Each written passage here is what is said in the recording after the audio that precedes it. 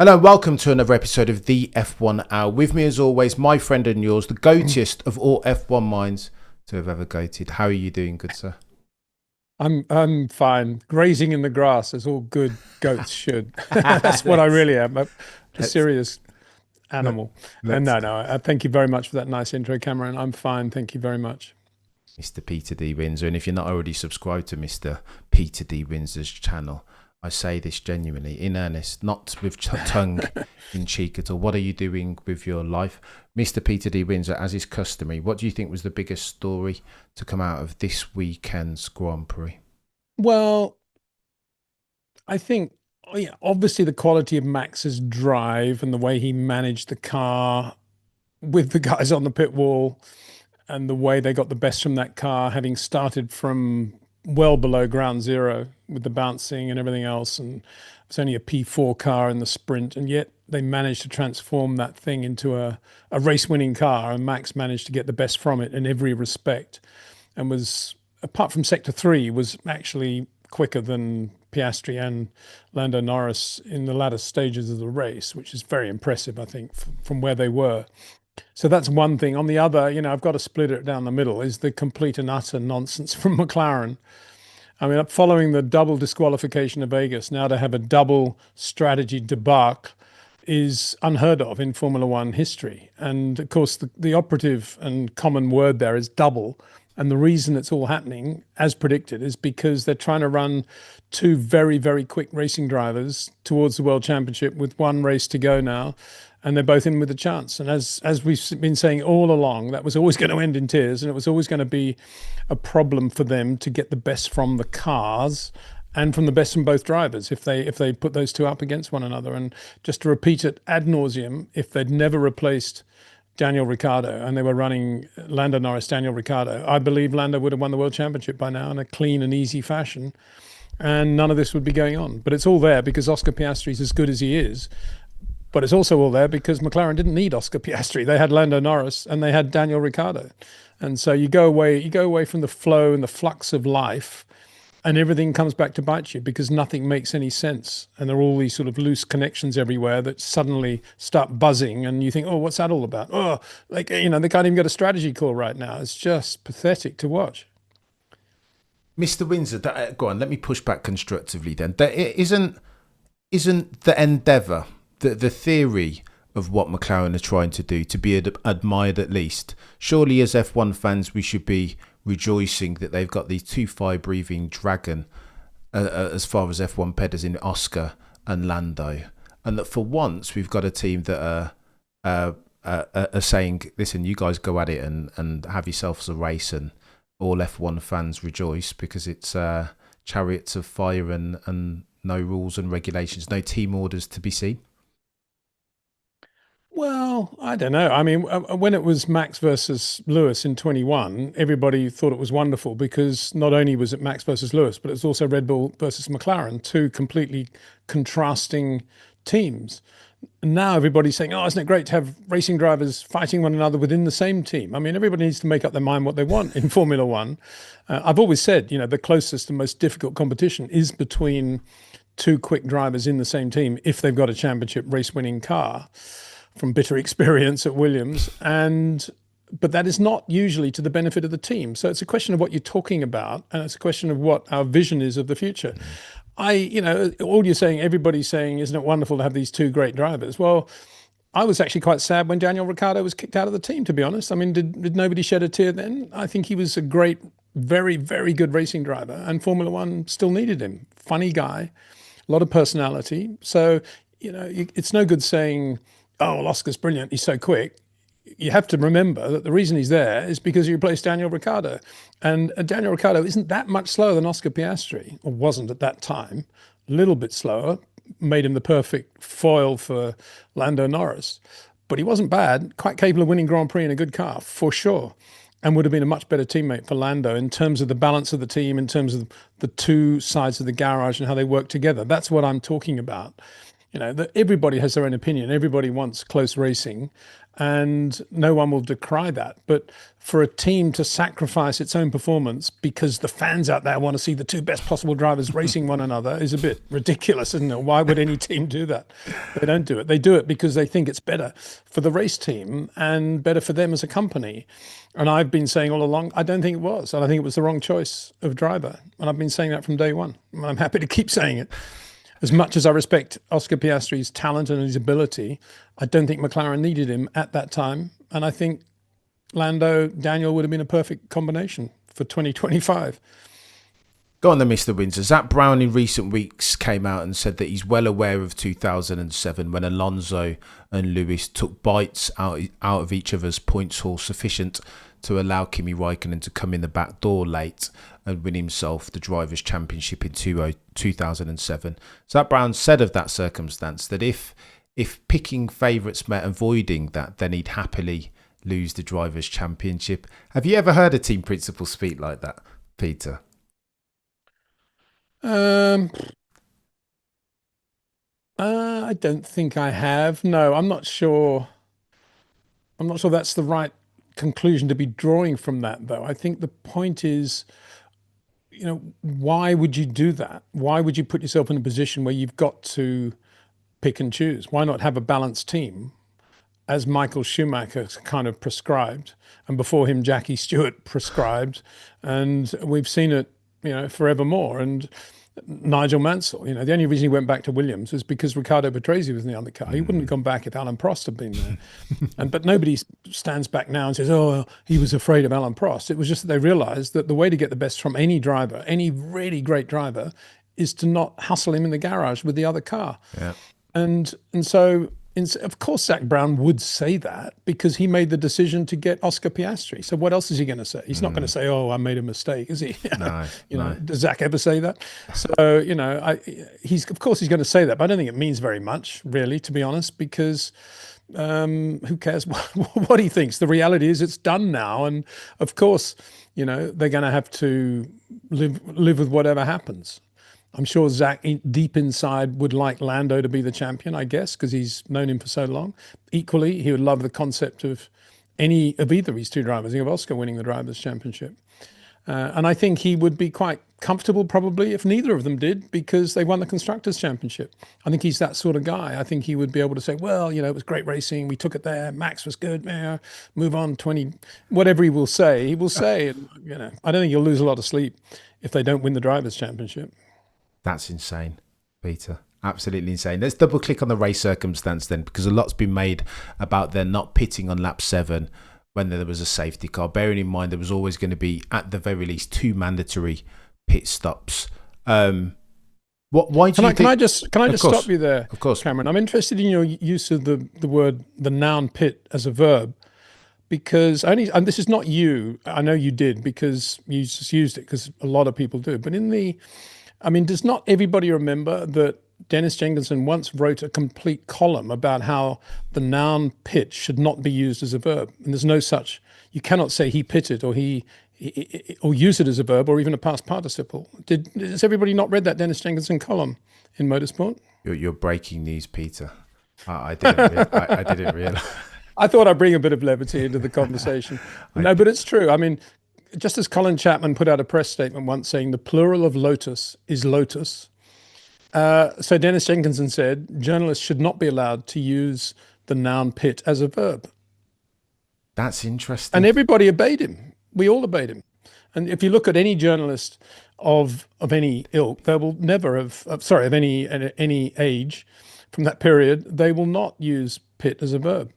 This is breaking news, Peter. Yeah. I stand. Okay. Well, anyway, please carry on. I stand corrected as always. Go on then, Peter. Let's talk about the pit stops. Yes. Why do you think McLaren made the decision that they did? Lap 7, it seemed like it was obvious that you've got to get at the very least 2 pit stops out the way. You have to. It's mandated now. Do you think that they didn't do it for fear that they would have to double stack and then infringe upon the progress of one of their drivers, Oscar or Lando? Did they make that decision at the altar of a perceived egalitarianism? Well, I don't think it was the double stacking thing because Max was between them. So it wasn't as if, Lando was sitting on his tail, and it was, the amount of time he would have lost was so small compared with the time of that they did lose by staying out, that I don't think that was a factor. I mean, as I said in the video last night, it was quite interesting when Oscar said, "So what's the plan? Are we boxing?" He said, actually, I think Jenks would probably approve of boxing on the basis that it's also a sport. Yeah. Are we boxing or not? And there was sort of silence, an uncomfortable silence for about four corners just before turn 17. They said, "No, stay out, stay out." And Oscar went very quiet then. So they did think about it, which is interesting because the evidence is that they didn't even think about it. Now, I don't think you should read too much into it. I think it was just complete and utter rabbits in the headlight and not knowing what to do. And I mean, I can't imagine that the 25 lap thing was even in their minds because, as you say, it was obviously a two-stop race without the pit stop and without the safety car. But at the same time, a free pit stop's a free pit stop. It's a Christmas present. That's much more important than worrying about what the others are going to do and how much flexibility or you may or may not have at the back end of the race. A free pit stop, a Christmas present. Take it. Thank you very much. That was the point. And they didn't, for whatever reason. And when Lando started talking about it, as he correctly should have, I mean, he made the point that, okay, they made the call with Oscar to stay out, but wouldn't the right thing then for him, Lando, be to come in, split strategies, and at least see where it's going? That would have been the logical thing. He called him the car in front. Well, I think he was referring to Oscar. He may have been referring to Max. I don't know. And I think he was right. I think he was right to have that thinking, but they didn't do it. They didn't even think about splitting strategy, and I think that's all because of. They've got these two guys and they don't want to have any discussion after the race about, well, why was he on this strategy? Why wasn't? They've got to keep everything as fair and equal as they possibly can. And I think let's just cross them up totally. And it was rabbit in the headlights. There was no logic to trying to understand what they did. And I think for Will Joseph to say, the others have lost their flexibility for late in the race. I mean, what else he's probably thinking, what is going on here? What can I say to Lando that might just give him some peace of mind? Yeah. Max has said before the race that he thinks the only reason why the championship's still alive for him isn't because of anything he's done, not his brilliance or Red Bull's strategic nous, but because of things that McLaren haven't done, because of the extent to which they've been dropping the ball and the frequency of it. Is this not a case in point on that, Peter, that Qatar is yet another example? I mean, really, they should have clinched the championship in Vegas, really. And I'm not saying as it is now, but in terms of the year and the car they had, Lando or Oscar should have been world champion by Vegas. And they managed to get themselves disqualified with both cars there. And now they haven't done it in Qatar either, against all odds. I mean, they had a really good car in Qatar, as we know, the best. And I could not imagine when I woke up on Sunday morning how Oscar was not going to win that Grand Prix and Lando was not going to be second. It was just a complete and utter given. And I was ready for a totally boring race. And it wasn't, because something as innocuous as a safety car on lap 7 managed to blindside them. And I still can't get my head around it, to be honest, that they did that. I think, any fan in the grandstand, any fan watching it on TV would have said immediately, bring him in. I mean, it's not a clever call. And Red Bull had Hannah up there on the podium, which is a good thing, nice to see her up there. But the reality was, I think that was just Red Bull having her up there saying, yeah, we made the right call. It wasn't a clever call. It was just that, remember what you guys did. You messed it up big time. I think that's what her position was there, because the call was just a completely normal standard call that everybody else made in the pit lane. No big deal. But McLaren couldn't even do that. And I say it's all due to having to run two cars the way they do and the pressure they're under from one side of the garage and the other now, as predicted. And, Daniel was more mature. He was not much slower than Oscar, and he would never have beaten Lando over a championship. And he would have been quite happy to have raced that way. I'm convinced of it. And I think it was a great team. It was a great team in the way that, whatever, Lewis and Valtteri were a great team, or Michael and Rubens were a great team, or Michael and Felipe. It was a great team. And they just blew it apart for no reason with this great car on the horizon. And I just still don't get it. And they're paying the price for that now, for sure. Talk to me, Peter, about Lando, because in your review video, you talked about Lando's communication with his race engineer, where he was asking for help, turn 10, what am I doing? And got some counsel, to which he responded, well, I'm going to need more help than that, because I can't do what you're asking me. Peter, what do you make of a potential champion F1 driver having those sort of conversations in real time with a race engineer? Not good. Not good. Can you imagine Jackie Stewart, if they had radios in Tyrrell, saying to Derek Gardner, Derek, I got understeer going into Druids. What do you think I should do? It would never happen, would it? And, you're the racing driver, Jackie, you tell me. And they did that. And it was lovely to hear GP on the radio at one point saying, it was to Max, it was something like, you're going to have understeer turn 9, but a bit of oversteer. Anyway, I'll leave that to you, Max. You'll know how to handle that sort of thing, And I just thought, yes, that's exactly the right tone. And but this other thing, I mean, they were frenetic, both sides, both Lando and Will, and it sounded like, well, I mean, if you want a graphic illustration of the difference between Lando Norris and Max Verstappen, it is exactly that.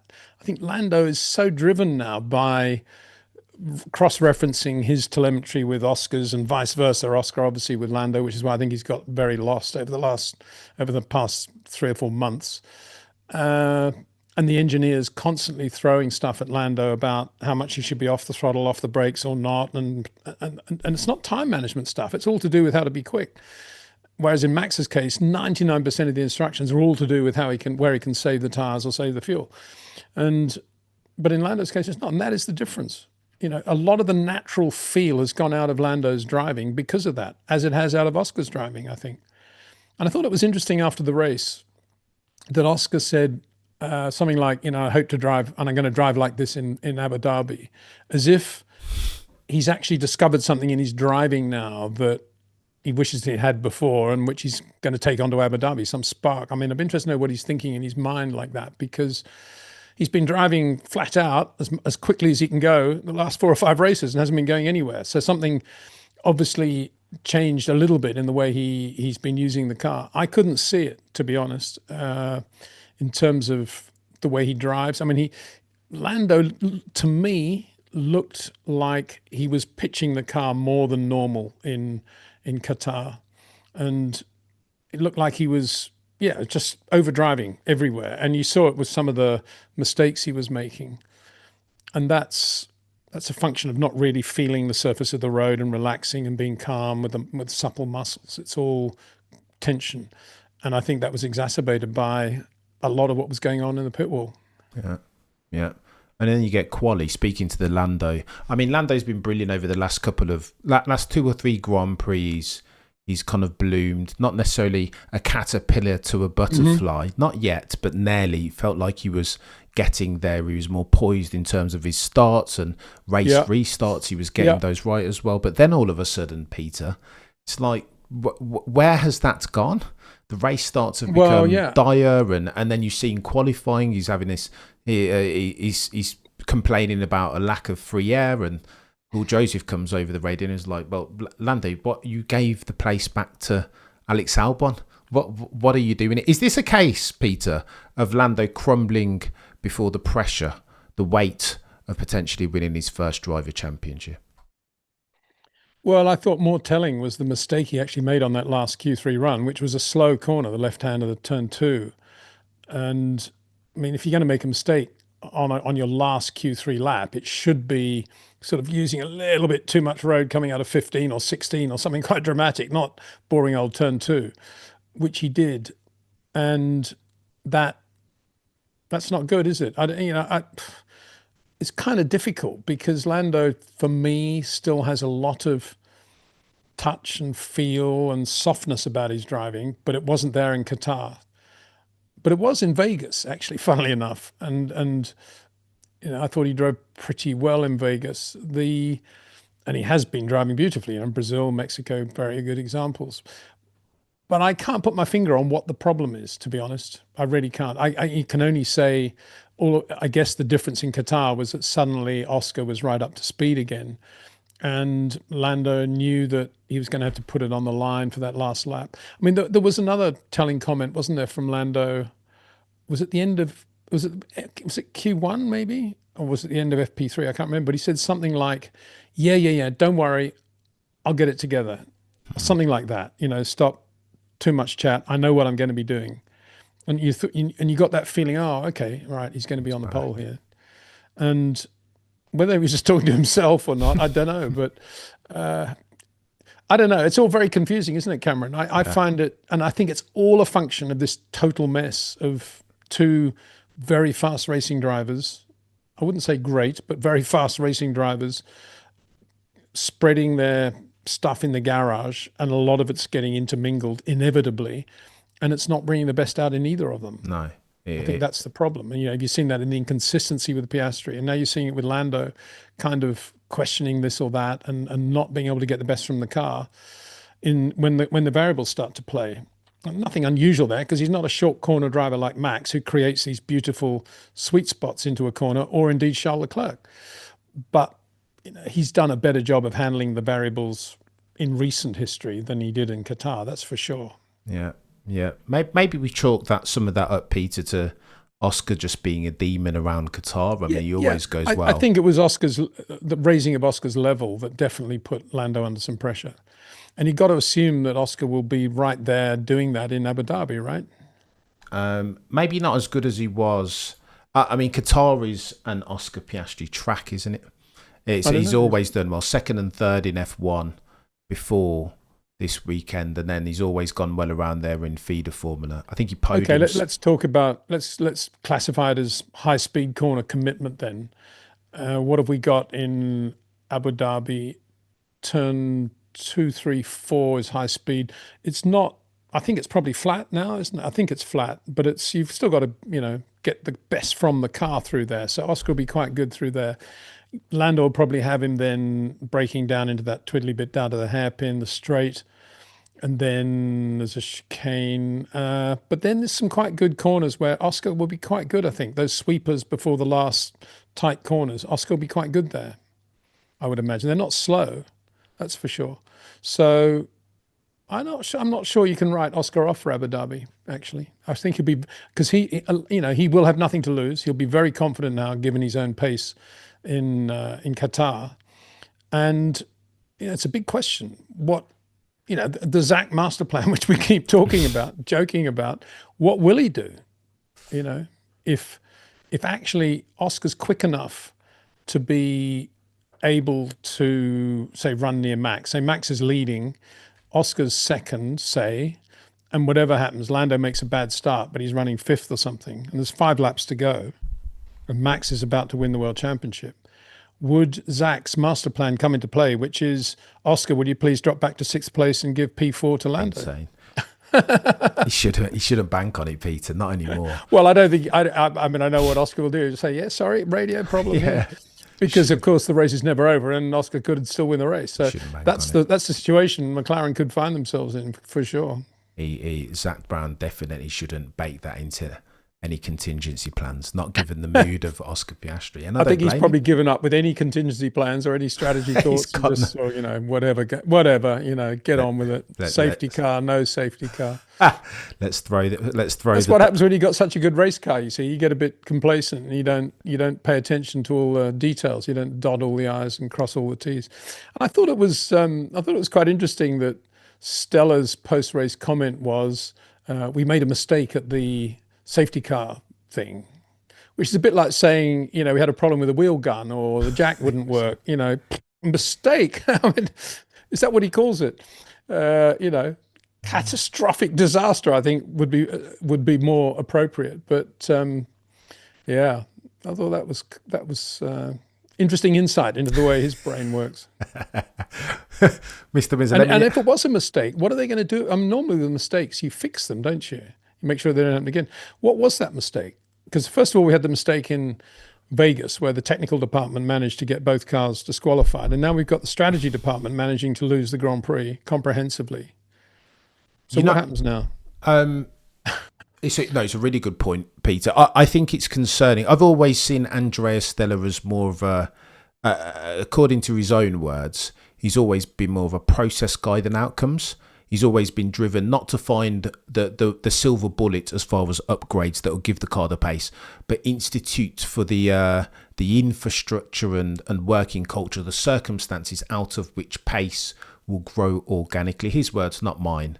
And so with that front and centre of mind, it's more concerning then that they keep making these very low-level, noddy strategic decisions that find themselves in trouble, because that's exactly what Andrea Stella is all about not doing. So I can't reconcile it, Peter. I don't think in Andrea. I think something's going on. It all smells to me like there are too many committees there, and too many divisions, and too many departments running the Formula One team now. And it should be left to the racing drivers and the team manager. Let's bring back the title team manager. Get rid of all this team principal stuff. It's much too pompous. Team manager is a much better word. And the team manager should be a racer, like a Jonathan Wheatley. Can you imagine Jonathan Wheatley running McLaren and not bringing those two cars in? I mean, it's just, even Christian Horner, I think, would have said, yeah, no brainer here. And indeed, if you'd left it to the two drivers, to Oscar and Lando, if you'd said to them on the lap in which Gasly and Nico had their shunt, felt sorry for Nico there, actually. If you said to them, right, up to you, safety car's going to come out, what do you guys want to do? Do whatever you want. We're ready for you if you want to come in. You think Oscar wouldn't have come in at that point? 100%. Of course he would have. Yeah. This is another thing. There's too much bureaucracy now. And, stay out. He's got no time to argue with it because he's already at the start-finish line. Insane. Paralysis by analysis, Mr. Windsor. It's, He's hoping they don't blow the championship. But from Max Verstappen's POV, he'd been beating this drum all weekend, saying that McLaren, the only reason why the championship's still alive for him is because not because of Red Bull's exploits or his genius laps around Silverstone in quali or Saudi Arabia similar, Suzuka, not because of those, but because of McLaren's ineptitudes, is because they keep dropping the ball. Is this...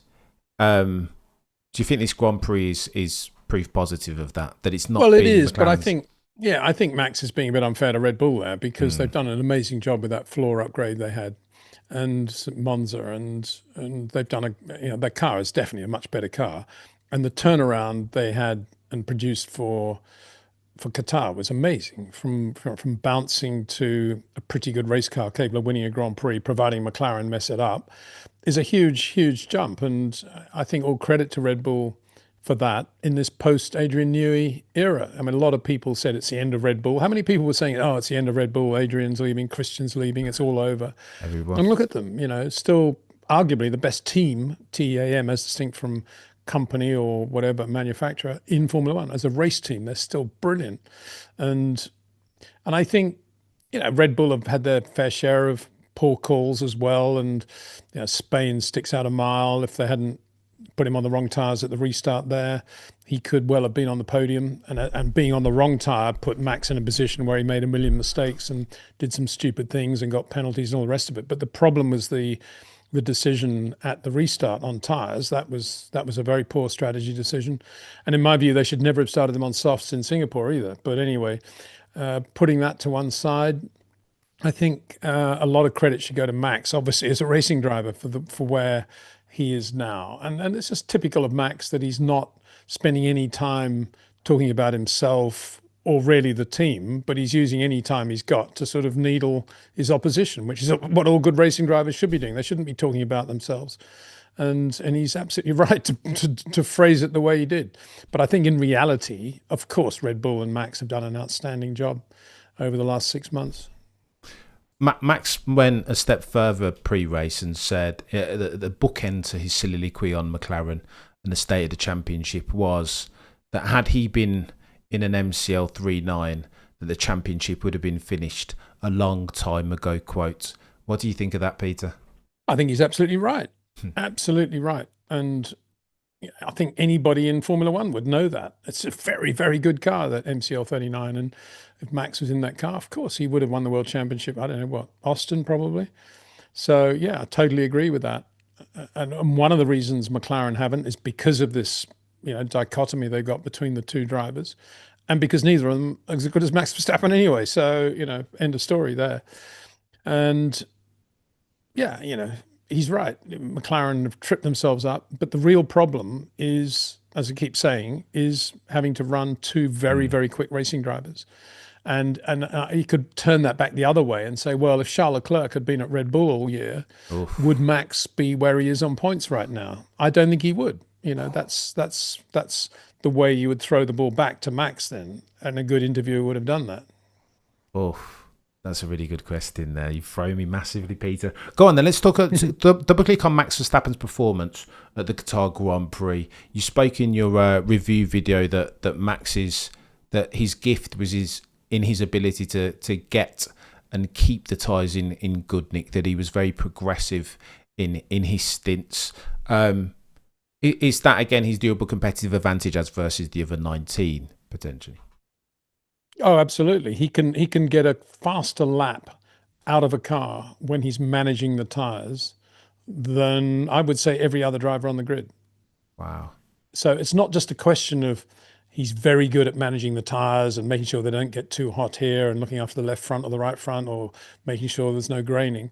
It's how quickly he can go while he's doing all that. That is the point. And it's all to do with the sweet spot he creates with his own style of driving, which I, for want of a better little phrase, is I call short corners. And short corners is one of the things he can do really well if the corner lends itself to it. But the bottom line is he can basically use any racing line within reason and still more or less do the same lap time. And he can back off here and make up for it there. And that is the beauty of the art. But that is Jim Clark winning the first big international second big international I ever saw in my life, 65 Warwick Farm International 100. He lost third gear on lap 2. He didn't have the use of third gear for the rest of the race, only a 5-speed gearbox. And Warwick Farm was pretty twisty with a lot of torque areas where you needed third gear. Took him about 10 laps to be able to reproduce the lap times he'd been doing, admittedly with a heavy fuel load, when at the start of the race, when he did have third. And then he drove the rest of the race with no third and won. Took the lead with 5, 10, 15 laps to go. And that's what Max Verstappen can do. He can make up for a deficiency, i.e. tyre management, backing off on the straight here, doing whatever he's doing, and still produce a lap time that will enable him to be competitive once they're reducing the management. Lap by lap is what they do in a very systematic way at Red Bull. And it's just beautiful to watch. And it sounds very digital. Okay, Max, you can reduce the management now. You can reduce it at 17 or turn 15, whatever it is. Okay, 9, you can take it off at 9. And it sounds like, oh, yeah, he's doing this, he's pressing this button, doing that button. But what actually is going on in the cockpit is unbelievable finesse and touch and tiny, tiny subtle adjustments to the steering, the throttle and the brakes at any moment, at any dynamic weight that is moving around the car. And Max doing it in such a way, it is invisible from the outside, but he's doing it in such a way that it's totally deceptive. And you think, oh, this is on rails. He's just got this. He's just pressed a button. But it's not. It's unbelievable artistry that's going on there. And that's what, sadly, that's what Oscar and Lando don't have. Charles doesn't have it to that extent, but he's not that far away. But he does make more mistakes when he's doing that than Max. And, in the future, I would think Hadjar's not going to be too far away from that. And there are a couple of others as well. I don't think George is in that area. And so that's how good Max is. And we're seeing that in this year of tyre management, in these last few races particularly, we're seeing this new skill of Max absolutely on display in terms of results. We're not seeing it in terms of what he's actually doing to create that, but we're seeing it in terms of results, and it's just so impressive to watch. He's not bad, that Max fella. It'll go well, Peter. Do you know what I mean? He'll win himself a couple of championships. I've wanted to ask you this question for a while now, Peter, since you compare Jim to Max Verstappen. For one lap to save all of humanity, who have you got, Jim or Max? In what car?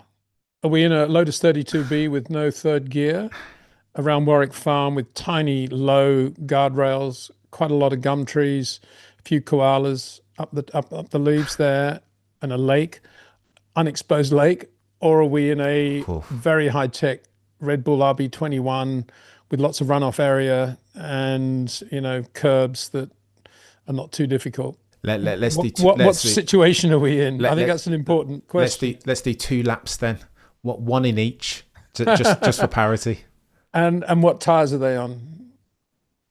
Oh, I mean, And how much testing do they each get in yeah, each car? yeah. Fair cough, fair cough. No, I mean the point is you can't compare it. I mean, and Max has never had to deal with his left foot other than braking. He's never had to use a clutch with his left foot, and he's never had to change gear with his right hand down below in the cockpit somewhere. Equally, Jim would he be absolutely astonished, and he would love, I'm sure, all the electronic gizmos on the car and the things you could do with the steering wheel. My gut feeling is that Jim would probably adapt sooner to Max's world than Max would to Jim's world. But that's not a slight on Max. It's just that Jim's world also involves incredible danger and rattling around in the cockpit with an open face helmet and no seatbelts. And I think that would be quite a big culture shock for Max. Yeah, yeah, good shouts. Go on then, Mr. Windsor. It sounds like, since we're talking about Red Bull, news will be broken tomorrow officially that Isaac Hadjar will take the seat alongside Max at Oracle Red Bull Racing for 2026. From Isaac Hadjar's POV, do you think that's a good shout, or is it? Oh yeah, brilliant. I mean, he's a learner. He's quite emotional, and probably alongside Max, he'll start to learn to curb his emotions and to become more stable as a personality, which will definitely improve him, I think, as a driver. But he's got a very good head on his shoulders. He learns a lot very quickly, and he'll learn a massive amount from Max. It won't be Max sitting him down and saying, "Oh, do this, do that." It'll be just watching the way Max does it, the way Max thinks about it, what he wants from the car, because Isaac is basically a short corner driver, like in the genre of Max Verstappen, and he has that ability to grow into being somewhere near Max, I think. And maybe not, I don't know, difficult to say where it's going. But I see it as a bit of a Jackie Stewart, Francois Sever thing, where Sever was very, very good when he joined Tyrrell, much better than people thought. And he became an extremely good Grand Prix driver under Jackie's wing. And I think it'll be the same with Hadjar. A great move for him, and congratulations to him. He deserves it. And I think Red Bull as well. I'd love to, I think it's important, as I was touching earlier, to say how well Red Bull are doing now without Adrian. And it's a huge story. It's a huge thing when you lose Adrian Newey, the best guy in Formula One, and you've lost him. And yet the team is looking pretty sharp, isn't it? Very sharp. And I was thinking, it's easy to say, oh, next year they're going to be in trouble, the Ford engine, this or that. But if you're Max Verstappen and you've just won a Grand Prix like Qatar, or Vegas for that matter, wouldn't you be feeling, I really love these guys. Such a great team. Whatever situation we're going to get into, we'll get out of it. These guys know what they're doing. Wouldn't you be thinking that? I think you would. There is currency in momentum. Well, yeah, and it's very different from the atmosphere one imagines at Maranello at the moment. Oh, Pete, speaking of which, is it time for Lewis Hamilton to hang it up? There's a phrase often trotted out about high-level sports stars and when to call it a day, that most don't retire from the sport they love. They allow it to retire them. Is Lewis Hamilton now, at the ripe old age of nearly 41, at risk of something similar, Pete? Well, if he retires and Fernando Alonso wins the World Championship next year in an Adrian Newey car, age what, 44? Yeah. How's Lewis going to feel? Not very good, I think. So I don't think the age is a factor, as I've said all along. We're assuming Lewis went to Ferrari for three reasons. One, because he was bored and annoyed by everything that was going on at Mercedes. Two, he loved the feel of going to Ferrari as a racing kid. You always want to drive for Ferrari, and that's fair enough. And three, a lot of money. Now, the Mercedes things worked out okay. I'm sure he's glad he's not there anymore. I think the money thing has probably worked out okay. And assuming they haven't paid him in cryptocurrency or something horrendous. Um, but the third one, the Ferrari thing, he's got it completely wrong because he went there. I think it was just a given that he would be right there with Charles, and sometimes Charles might be a little bit ahead, but he'd be racing Charles. And if the car's capable of winning, he'll have his fair share of race wins. And that's don't even think about that. And you enjoy the pasta and everything. But of course, the whole problem is, as predicted, that Charles was always going to blow him away because he got blown away by George at Mercedes. So there was no way he was going to go into Ferrari and beat Charles, who's even better than George. And so it's proved. And because Lewis never anticipated that, he had no ammunition with which to cope. He couldn't retaliate in any way. He didn't know what to do. It never happened to him before, and that's where we find him. And I think the only way he can continue now is if he forgets about all that Charles business and just tries to enjoy his life at Ferrari and hope that they have a really good, easy car to drive next year, and he'll be fine. Because I think it's too late now for Lewis to become a driver capable of beating Charles Leclerc. He could have done it if he'd worked hard at it over the winter last year, in the anticipation that it was going to be difficult to beat Charles. But quite clearly, the thought never occurred to him, and therefore he didn't do any work over the winter as a driver. He did a lot of other work, presumably, or whatever he did over the winter, I don't know. But it's too late now, I think. He's too ingrained in what he does quite badly ever to make any changes now. So the only way he can continue would be if he just floats through it all and enjoys it all and he's relaxed. And he's not, is he? I mean, he's got that terrible, supercilious, cynical thing now where you try and talk to him and he tries to... He thinks it's quite clever not to give any decent answers because John Elkann has suddenly said the drivers talk too much. I mean, that's just juvenile, in my opinion. And he should never have... he should never have allowed John Elkann to say that because I think John was the guy that got him in the first place. So they're obviously pretty close. But beyond that, he should be saying, well, John Elkann has said that, but the reality is I do want to talk about the car and we're not going to make progress unless people understand what the problems are. And just talk to people like adults and everything would be fine. But all this sort of hiding away with a smirk saying, oh, the weather's going to be good or something, it doesn't achieve anything, I don't think. It's not very edifying. But if I play defense on Sir Lewis, I can't. I don't want to overlay on Sir Lewis Hamilton a Peter Windsor level of eloquence in the first instance. I think that would be. I think I'd be doing Lewis Hamilton a disservice to expect that of him. But I don't know else. I don't know what else he can do. I don't know what else I expect Lewis Hamilton to do, Peter. I mean, he's desperately trying to change the working culture. Just be a human being. He's a 7 times world champion with $1 trillion in the bank account. He's got the greatest life on the planet. He's driving a beautiful Ferrari racing car. Relax. And the more he relaxes and enjoys his life, I guarantee the better he will drive. And just he's done all that stuff. He's done all the brand stuff. He's done all the money stuff. Just become a racing driver again. Use this time, this last period in his life as a racing driver at Ferrari to become the kid who was so good at Rye House and Butmore Park and go out and be that driver, have the same helmet color, rediscover yourself and become that driver. Don't be the brand ambassador for Lewis Hamilton. Don't be the brand ambassador for Ferrari. Just be this racing driver. That's what the best advice I could give him. And it's quite simple, really. But I don't think he's going to do that, sadly. I think he's just too big a phenomenon in his own mind now, probably. Peter, I'm not even sure.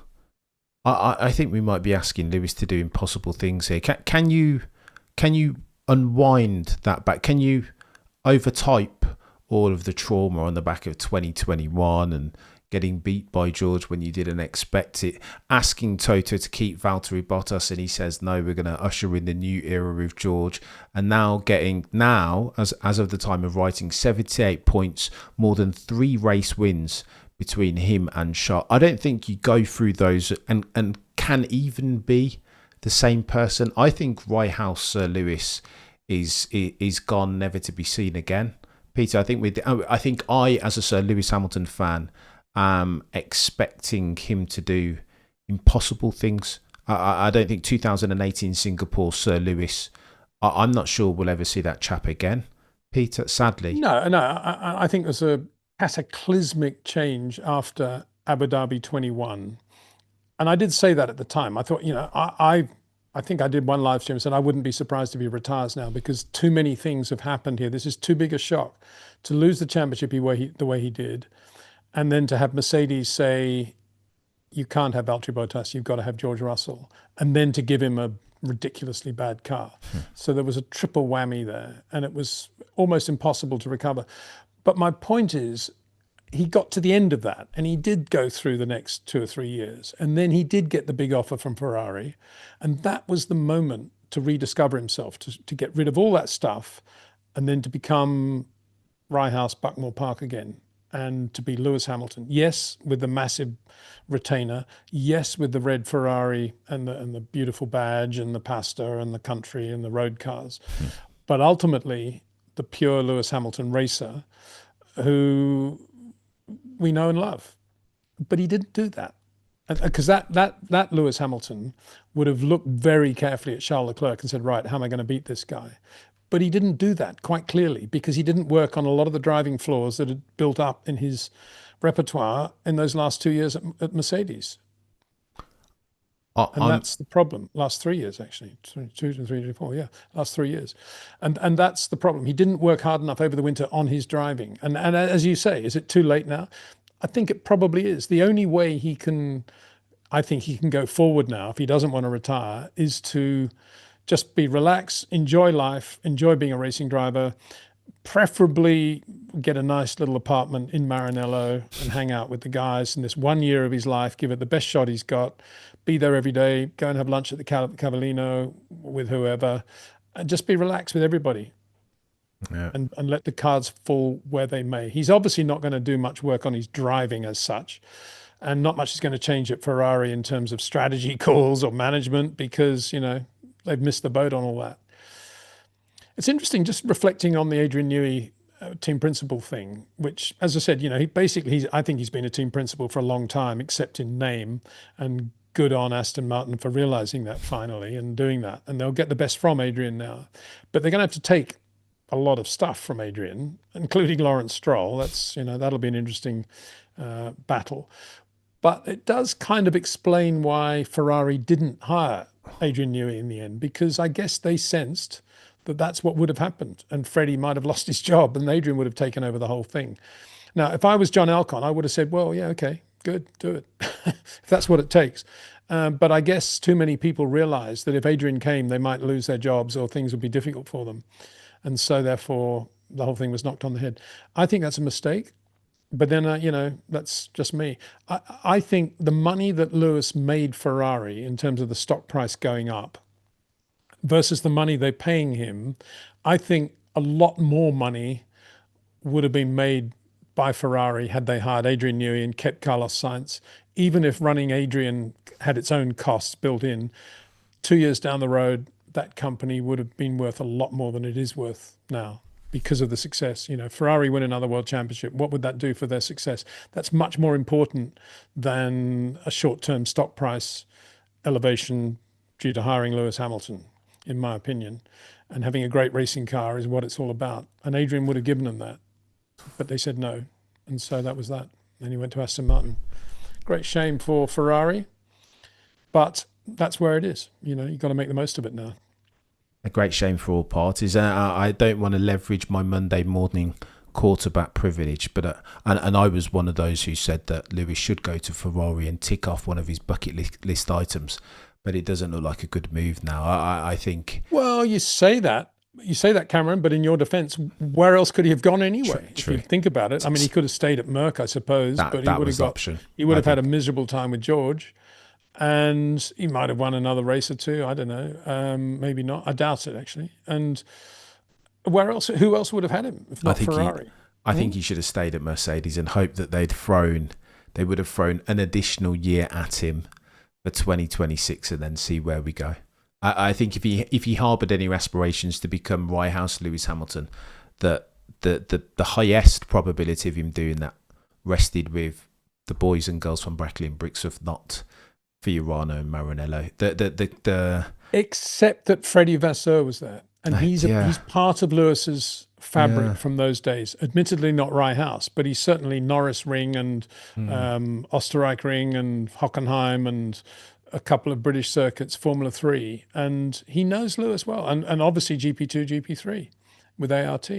So it wasn't as if Lewis was going there without any of that history and tapestry. It was there. And I think Freddie being there was one of the reasons Lewis probably did go there. But for me, Freddie Vasseur has been a disappointment in that area. He's not got the best from Lewis Hamilton. Yeah. Now, whether he's got constraints within which he has to work, which are making it impossible, or whether he just doesn't know, I don't know.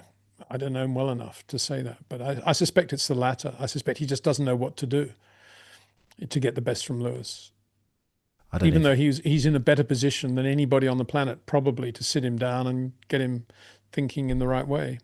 I think we're speaking to impossible things, Peter. As you ran third, I think it's very apropos that I ask you about, since we just spoke about Lewis Hamilton and his ineptitudes in 2025. I've got a friend, Mr. Windsor, who said that it was ill-advised of Scuderia Ferrari to let go of Carlos Sainz Jr., that if it's not broke as far as driver pairings, then you shouldn't fix it. It's not lost on me, Peter, that Carlos Sainz, 2 podiums at a Williams this season for Carlos Sainz Jr., Mr. Smooth Operator, whereas Lewis Hamilton, 0 podiums. Speak to me very briefly as he ran third about Carlos Sainz and his feats this season in that Williams. 2 podiums, Peter. Yeah. I can't say any more than I've said already. Massive mistake for Ferrari to sack him and replace him, because he was often doing a better job than Charles over a race weekend. He was right there. His driving was getting better all the time. Lovely guy. And Ferrari just got rid of him because they had to have Lewis. And I think that was a massive mistake. I still maintain that Charles, I think long term, it would be better for him to have gone to Sauber than to Williams, because Sauber will very soon become Audi, and that's a great brand for Charles to take, for Carlos to take into the future for his life, his career post Formula One as well. And with Jonathan Wheatley there, they're not a bad team, and they'll get better all the time, I think. And so I think that's the only misgiving I have about that, because whatever car he was in, he was always going to look pretty good. The one thing that has surprised me, actually, is how much Alex Albon has fallen off under the pressure of Carlos Sainz, and how many mistakes he's making now, and how irrational and emotional he's getting on the radio too, which is very unlike the Alex Albon that we know and love. And he's lost a lot of that very calm, soft approach that he had. And you can see that it's the Carlos Sainz thing getting to him. And so that's a surprise, but all credit to Carlos Sainz for pulling that off, because Alex Albon is not slow, and to beat him the way he has is very impressive. So yeah, I'm so pleased for him, for his dad, for the whole family. Wonderful. I just wish he was in a Sauber next year and had a better future, really, in terms of where he was going. But it's also, I don't know. If I was Ferrari, I'd just do the deal and get him back straight away, to be honest. But, I'm not, so I can't. Peter, there's a reason why they call you Nostradamus. That you're not the first person to have said that. that might be a conversation. It's that you saw the picture of Carlos Sainz Sr. having a chat with Frederick Vasseur. I think that might be an option that we might need revisiting. That might need revisiting even in the next 24 months' time. Yeah, 24, I think, is a more realistic thing. And of course, in the same way that Ferrari didn't need Lewis Hamilton, they needed Adrian Newey, they needed a better car. In the same way now, they don't actually need Carlos Sainz. They just need a better car and a better engineering structure. So Carlos isn't going to fix things if he goes there. From his point of view, just as it was the same with Lewis's point of view, it would be great to go to Ferrari and from Carlos to go back to Ferrari. But that's actually not what Ferrari want. What they needed was Adrian Newey. They don't have Adrian Newey. Now they've got to make sure they do as good a job without Adrian Newey as Red Bull and McLaren are, and to some extent Mercedes are. And that's not easy because they're not doing it at the moment. So the building blocks on which they can rely over the winter are much smaller and more fragmented than those of McLaren, certainly Red Bull and Mercedes. You mean to tell me, Peter, that you've got no faith in Loic Serra to do what Adrian Newey could have done? No. No, I think he'll do. I think he's very talented, but Adrian is more than just an aerodynamicist. He's the complete car, and to some extent, almost the complete engine.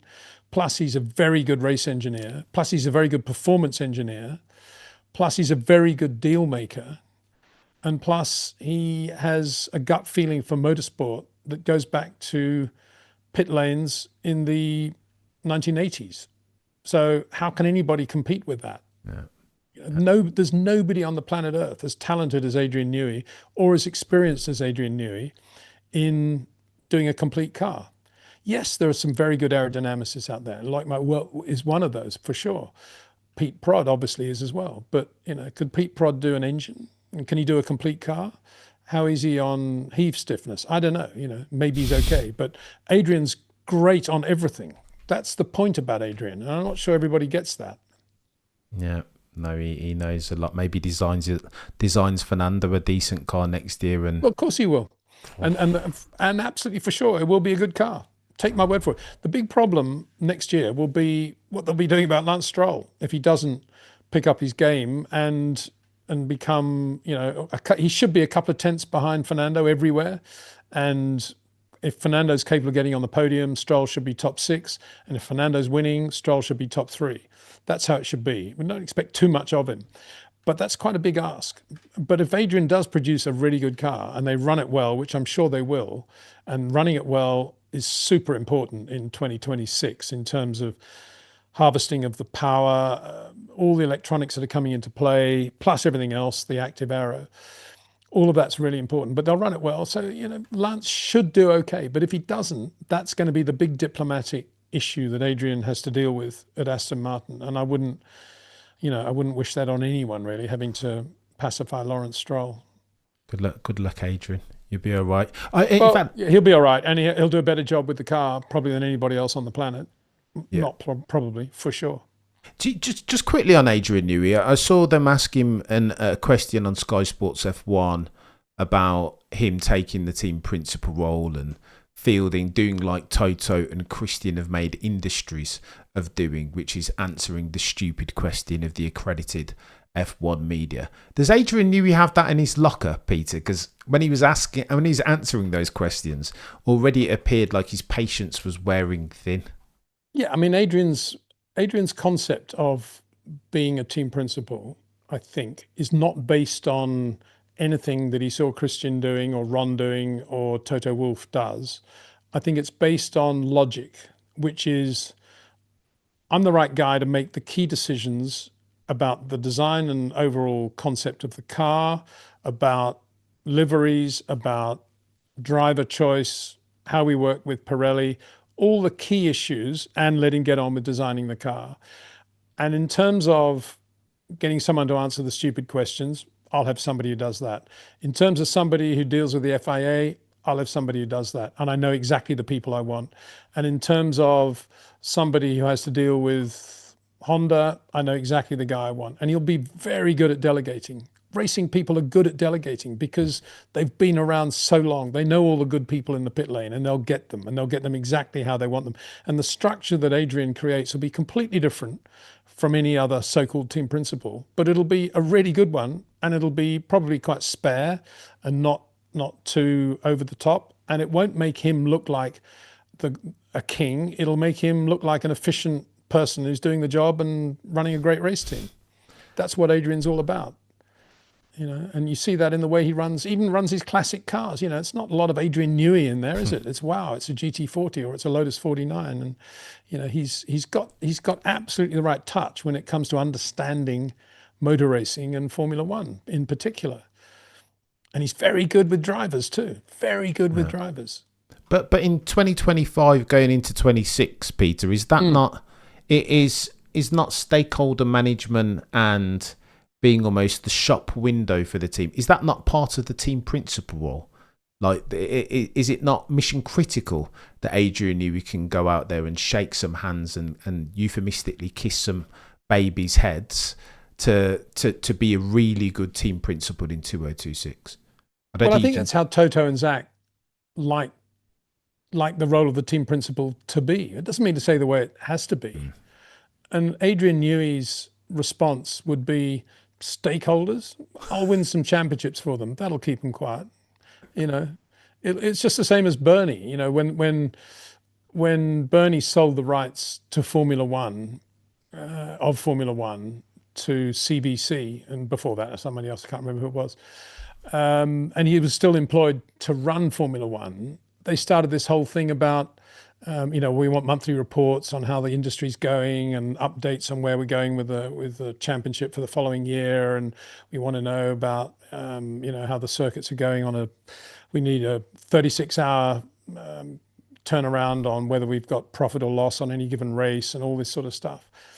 And the first time Bernie's first monthly report was due, everybody was due to meet in Jersey, in a big board meeting in Jersey, and Bernie was supposed to be there and to deliver his monthly report to CBC. And suddenly at the last minute, the phone rings, and Bernie can't make it. Sorry, he's been unavoidably detained in London, but he'll send the report through by fax. And so they all sat around looking at the fax machine, and chugga, chugga, chugga. Eventually the fax came out, and it was on Bernie's notepaper, and it said, "Dear colleagues, there is nothing to report, full stop, Bernie." And it'll be the same with Adrian. In terms of handshaking and going around and looking after the sponsors and the so-called stakeholders at a Grand Prix weekend, yeah, he might do that for 5 minutes, but he'll have a good team of people who will do that for him. And they'll have lots of renter drivers that can go in and, go and talk about the next generation or whatever. He won't waste his time with nonsense like that because he's too busy. He's too busy running the team. And he knows ultimately that regardless of how he runs the team, the only thing that really matters is results. And if he delivers a world championship for Aston Martin sometime in the next 2 years, the stakeholders, believe me, are going to be very, very happy, regardless of how few hands he actually shakes or how many interviews he actually does. I mean, why would you want to interview Adrian anyway? What's he going to say? He's not going to give anything away about the car. And what else are you going to talk about? Harry, maybe, yeah, his son. Yeah, it'd be good to have him in a decent car, wouldn't it? He's quite talented, I think. But what else? Get on with it. Stop annoying Adrian. Don't interview him and let him get on with his job. That would be my opinion. Maybe. I feel like not maybe, Cameron. Definitely. I feel like in 2026 there'll be demands of him. At some point, I think. No, he will make sure there are not demands. That's the whole point. He will explain to them how they should not have demands. In the same way Bernie said with that one-line fax. Yeah. Don't waste my time with all this rubbish. I will deliver. Don't worry. That's the whole point of Bernie's one-liner fax, and it'll be the same with Adrian. In a different way, in a different style, but he will make it clear that there's no point in asking him for things he doesn't want to talk about or pushing him into saying things he doesn't want to say. Good luck. You won't want to walk into boardrooms and deal with stakeholders. He's too busy designing the car. He'll have somebody else to go and do that. Some bloke who's quite good at that. Right. Good luck, Adrian. We'll be Lawrence Stroll, maybe. I don't know. Why not use him? He's a big superstar. Yeah, potentially. I'm keen to see how that works, Peter. Well, Lance, get Lance to do some work. Oh my God, Peter! What are we doing? There you go. What are we doing? Or Fernando Alonso. Fernando, you want this great race car? You're going to do a bit of work, buddy. You're going to have to go into these board meetings and keep all the stakeholders happy until we win a race or two. Okay, yeah, no problem. I do this. Mr. Windsor, I think you might have hit gold with that Fernando, because they're teeing him up as an Aston Martin ambassador. Well, he's such a cool guy, isn't he? Everybody wants to be photographed and shake hands with Fernando Alonso. And yeah, why not use the guy properly? Stop all that stuff, other stuff he does, and just get him to focus for a year on keeping the heat away from Adrian Newey. That's Fernando's job now, in my opinion. Let Adrian get on with it and let Fernando take up all the crud that is going to be time wasting for Adrian, and then get in the race car and have fun.